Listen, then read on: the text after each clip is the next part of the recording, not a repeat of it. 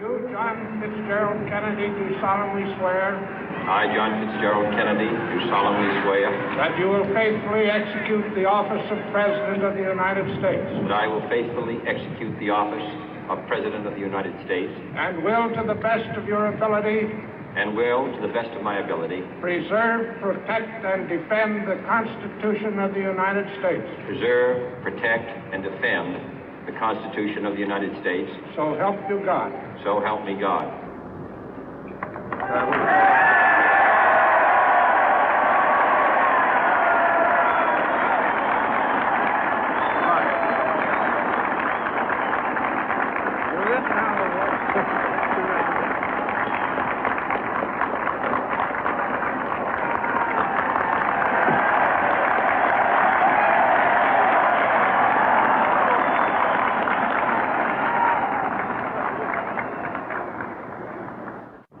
Vice President Johnson, Mr. Speaker, Mr. Chief Justice, President Eisenhower, Vice President Nixon, President Truman, Reverend clergy, fellow citizens.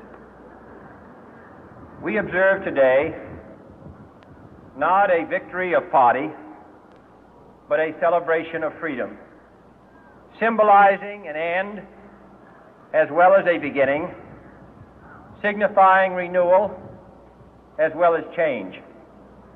For I have sworn before you and Almighty God the same solemn oath our forebears prescribed nearly a century and 3/4 ago.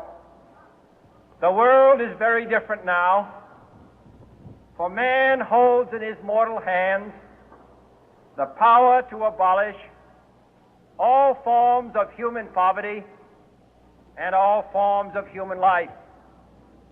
And yet the same revolutionary beliefs for which our forebears fought are still at issue around the globe. The belief that the rights of man come not from the generosity of the state, but from the hand of God. We dare not forget today that we are the heirs of that first revolution. Let the word go forth from this time and place to friend and foe alike that the torch has been passed to a new generation of Americans born in this century, tempered by war, disciplined by a hard and bitter peace, proud of our ancient heritage, and unwilling to witness or permit the slow undoing of those human rights to which this nation has always been committed and to which we are committed today at home and around the world.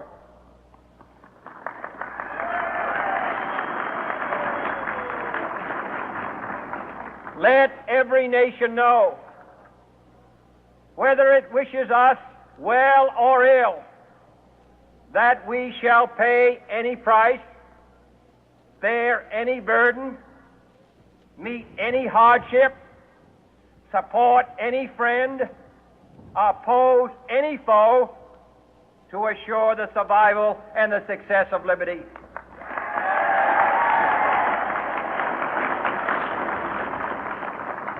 This much we pledge and more. To those old allies whose cultural and spiritual origins we share, we pledge the loyalty of faithful friends. United, there is little we cannot do in a host of cooperative ventures. Divided, there is little we can do, for we dare not meet a powerful challenge at odds and split asunder. To those new states whom we welcome to the ranks of the free, we pledge our word that one form of colonial control shall not have passed away merely to be replaced by a far more iron tyranny.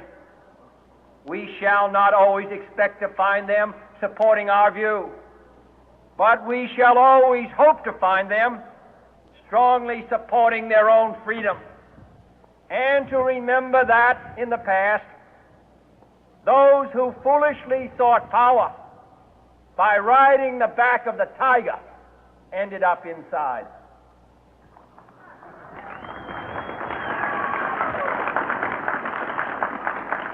To those people in the huts and villages of half the globe struggling to break the bonds of mass misery, we pledge our best efforts to help them help themselves for whatever period is required, not because the communists may be doing it, not because we seek their votes, but because it is right. If a free society cannot help the many who are poor, it cannot save the few who are rich.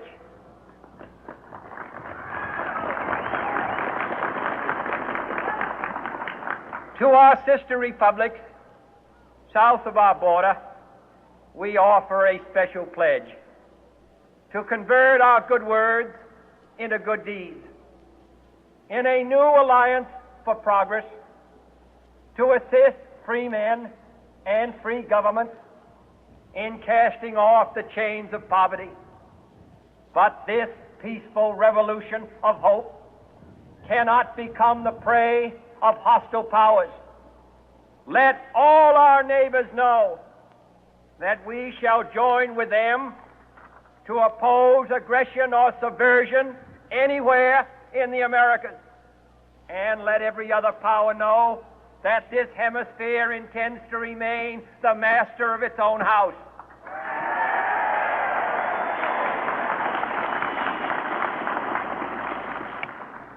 To that World Assembly of Sovereign States, the United Nations, our last best hope, in an age where the instruments of war have far outpaced the instruments of peace, we renew our pledge of support to prevent it from becoming merely a forum for invective, to strengthen its shield of the new and the weak, and to enlarge the area in which its writ may run.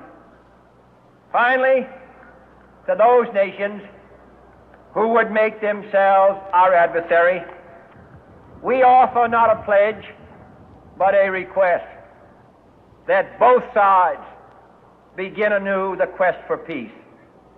Before the dark powers of destruction, unleashed by science, engulf all humanity in planned or accidental self-destruction, we dare not tempt them with weakness, for only when our arms are sufficient beyond doubt can we be certain beyond doubt that they will never be employed.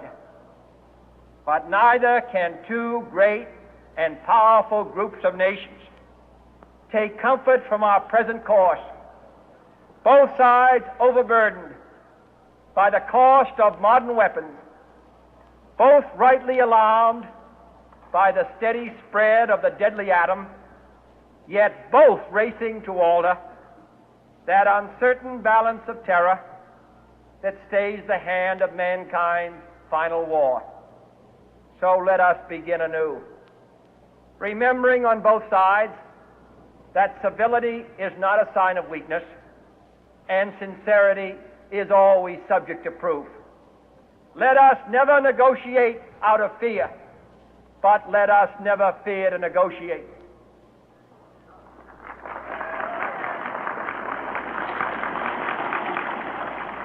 Let both sides explore what problems unite us, instead of belaboring those problems which divide us. Let both sides, for the first time, formulate serious and precise proposals for the inspection and control of arms, and bring the absolute power to destroy other nations under the absolute control of all nations.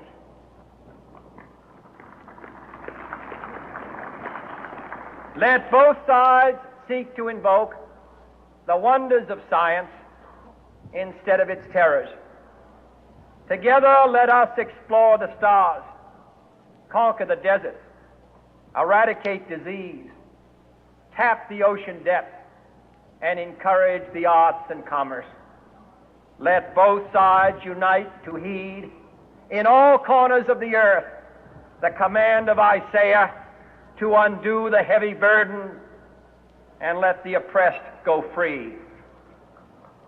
And if a beachhead of cooperation may push back the jungle of suspicion, let both sides join in creating a new endeavor, not a new balance of power, but a new world of law, where the strong are just and the weak secure and the peace preserved.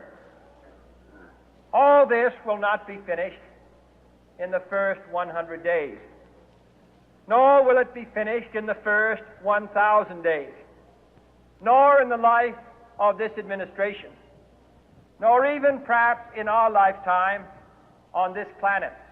But let us begin.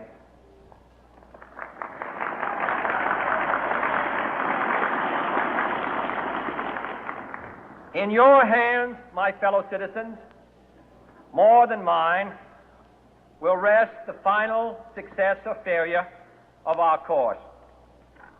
Since this country was founded, each generation of Americans has been summoned to give testimony to its national loyalty.